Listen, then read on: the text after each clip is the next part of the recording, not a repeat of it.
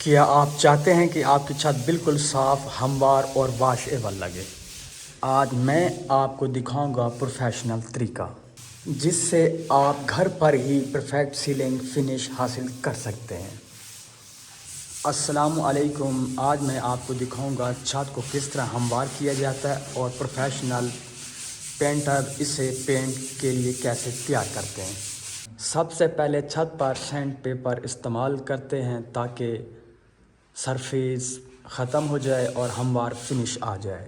Selling plastic اور Paris کی ہوتی ہے، سب سے پہلے آپ نے سینڈ پیپر یوز کرنا ہے 150 نمبر، 180 نمبر، 220 نمبر تک۔ اس کے بعد چھت کو صاف کرنا ضروری ہے تاکہ ڈسٹ باقی نہ رہے، ورنہ پینٹ صحیح سے نہیں چپکے گا۔ ڈسٹ صاف کرنے کے بعد آپ نے پرائمر لگا لینا ہے تاکہ واش ایبل پینٹ کے لیے مضبوط بیس تیار ہو جائے۔ پرائمر کے بعد سینڈ پیپر ہلکا سا یوز کریں اور وال پٹی کیسے لگانی۔ سیلنگ وال پٹی یا وال پٹی استعمال کر سکتے ہیں، وہ پراپر ساری وال پٹی لگا سکتے ہیں، چیکنگ بھی کر سکتے ہیں۔ خاص طور پر ان زاویے کونوں میں آپ نے صحیح پراپر چیک کرنی ہے، وال پٹی لگانی ہے۔ وال پٹی کے بعد آپ نے کیسے اسے سینڈ پیپر لگا کر اسے سموتھ فنشنگ دینی ہے۔ بڑا ہی اہم اور امپورٹنٹ سوال کہ اسے سموتھ یا سینڈ پیپر کون سا لگانا چاہیے۔ 150 نمبر کا آپ سینڈ پیپر یوز کریں۔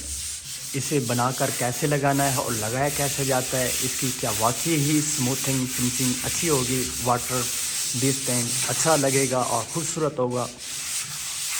اب اسے بنا کر لگاتے کیسے ہیں، اس طرح سے آپ نے اسے فولڈ کر لینا ہے۔ ہر بندے کا بس کا کام نہیں ہوتا پروفیشنل پینٹر بننا یا کام کرنا اور فنشنگ دینا چھتوں کے لیے۔ خاص طور پر آپ کا سبھی کی توجہ چھتوں اور دیواروں پر ہوتی ہے۔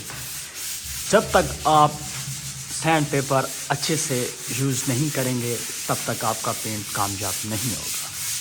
پینٹ آپ کسی بھی اچھی کوالٹی کا استعمال کریں، رولر کے ساتھ، برش کے ساتھ۔